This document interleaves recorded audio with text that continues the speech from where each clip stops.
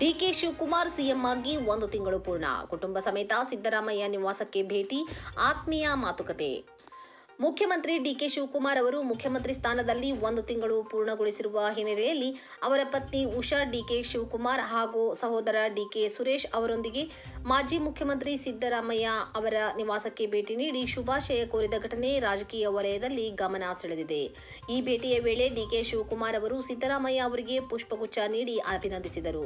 ಉಭಯ ನಾಯಕರು ಕೆಲಕಾಲ ಪರಸ್ಪರ ಮಾತುಕತೆ ನಡೆಸಿ ರಾಜ್ಯದ ಆಡಳಿತ, ಅಭಿವೃದ್ಧಿ ಯೋಜನೆಗಳು ಹಾಗೂ ಮುಂದಿನ ದಿನಗಳಲ್ಲಿ ಸರ್ಕಾರದ ಆದ್ಯತೆಗಳ ಕುರಿತು ಚರ್ಚೆ ನಡೆಸಿದರೆಂದು ತಿಳಿದು ಬಂದಿದೆ. ಈ ಸಂದರ್ಭದಲ್ಲಿ ಉಷಾ ಡಿಕೆ ಶಿವಕುಮಾರ್ ಹಾಗೂ ಡಿಕೆ ಸುರೇಶ್ ಕೂಡ ಉಪಸ್ಥಿತರಿದ್ದು ಸಿದ್ದರಾಮಯ್ಯ ಅವರಿಗೆ ಶುಭಾಶಯಗಳನ್ನು ಸಲ್ಲಿಸಿದರು.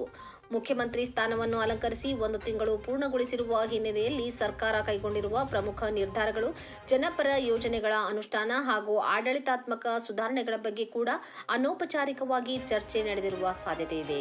ಭೇಟಿಯ ವಾತಾವರಣ ಆತ್ಮೀಯವಾಗಿದ್ದು ನಾಯಕರು ಪರಸ್ಪರ ಸ್ನೇಹಪೂರ್ವಕವಾಗಿ ಮಾತುಕತೆ ನಡೆಸಿದರು.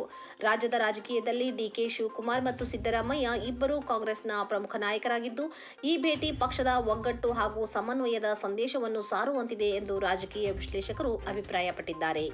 ಸರ್ಕಾರದ ಆಡಳಿತವನ್ನು ಇನ್ನಷ್ಟು ಪರಿಣಾಮಕಾರಿಯಾಗಿ ಮುನ್ನಡೆಸುವ ನಿಟ್ಟಿನಲ್ಲಿ ಹಿರಿಯ ನಾಯಕರ ಮಾರ್ಗದರ್ಶನವೂ ಮುಖ್ಯವಾಗಿದೆ ಎಂಬ ಸಂದೇಶವನ್ನು ಈ ಭೇಟಿ ನೀಡಿದೆ.